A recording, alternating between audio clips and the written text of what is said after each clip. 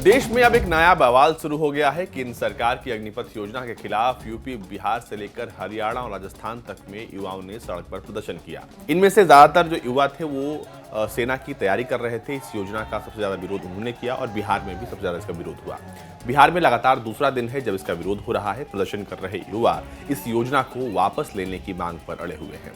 बिहार वो राज्य है जहां के लगभग 1.4 लाख से ज्यादा जवान तीनों सेनाओं में है। इस मामले में बिहार दूसरे नंबर पर है। पहले नंबर पर उत्तर प्रदेश है जहां के 2.18 लाख से ज्यादा जवान सेना में है। इनके बाद राजस्थान का नंबर आता है जिसके 1.3 लाख जवान तीनों सेनाओं में है। ये आंकड़े रक्षा मंत्रालय की ओर से संसद में दिए गए थे। पिछले साल 15 मार्च को राज्यसभा में सरकार ने बताया था कि तीनों सेनाओं में देश भर से 13.40 लाख से ज्यादा जवान हैं।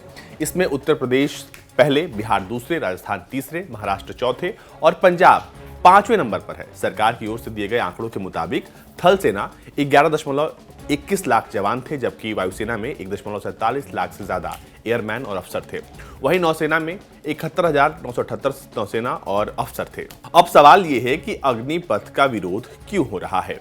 दरअसल अग्निपथ योजना के विरोध के दो बड़े कारण सामने आ रहे हैं। पहला तो ये कि इसके तहत सिर्फ 4 साल के लिए सेना में सेवा का मौका मिलेगा। दूसरा ये कि इसमें पेंशन का कोई प्रावधान नहीं है। बिहार के मुंगेर में प्रदर्शन कर रहे एक युवा ने एएनआई को बताया कि नियुक्ति में जो प्रक्रिया थी अभी भी वही होनी चाहिए। इस योजना को वापस लिया जाना चाहिए और जल्द से जल्द जो पुरानी परीक्षाएं हैं उन्हें कराया जाना चाहिए।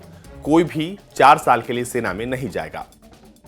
इस तरह से अलग अलग लोगों ने अपनी बात रखी और उन्होंने बताया कि वो किस वजह से प्रदर्शन कर रहे हैं और किस वजह से वो सड़कों पर हैं।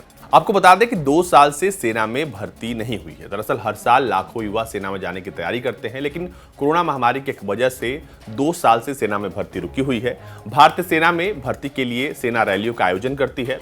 इस रैली में युवा हिस्सा लेते हैं और उसके बाद कॉमन एंट्रेंस टेस्ट होता है। इस साल 25 मार्च को लोकसभा में रक्षा राज्य मंत्री अजय भट्ट ने बताया था कि 2020-21 में 97 रैलियों का आयोजन होना था, जिसमें 47 रैलियां ही हुई और सिर्फ 4 के लिए ही एंट्रेंस टेस्ट हुआ। वहीं 2021-22 में 47 रैलियां करना था, लेकिन सिर्फ 4 हो सकी हैं और एक भी एंट्रेंस टेस्ट नहीं हुआ है।